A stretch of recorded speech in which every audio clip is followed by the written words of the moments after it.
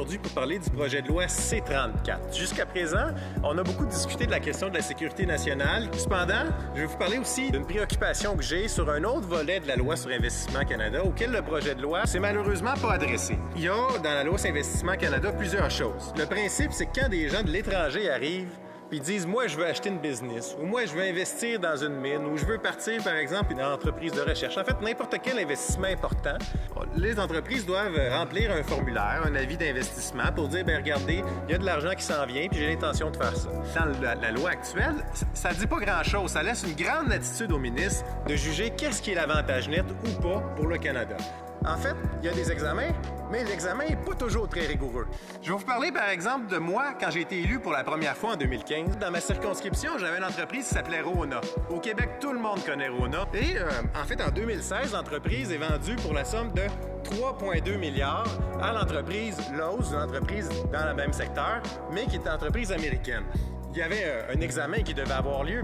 Mais qu'est-ce qui est arrivé? En fait, on a appris juste après la transaction qu'il y aurait eu des malversations potentielles, qu'en fait, l'ancien conseil d'administration aurait été congédié avec la grande complicité d'un président de la Caisse de dépôt.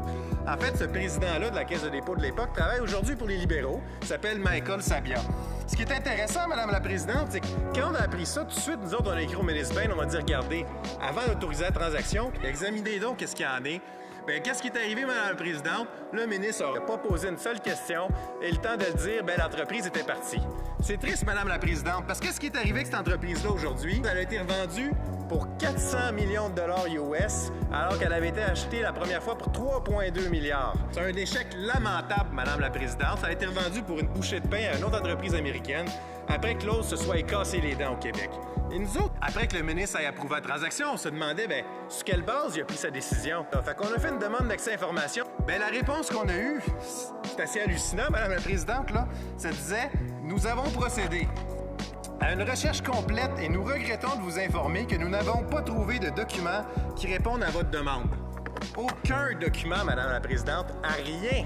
Le ministre a pris sa décision sur la base d'aucun document, aucune analyse, Madame la Présidente. C'est ça l'analyse rigoureuse de ces libéraux-là pour une entreprise de 3,2 milliards qui était en fait énorme pour le Québec.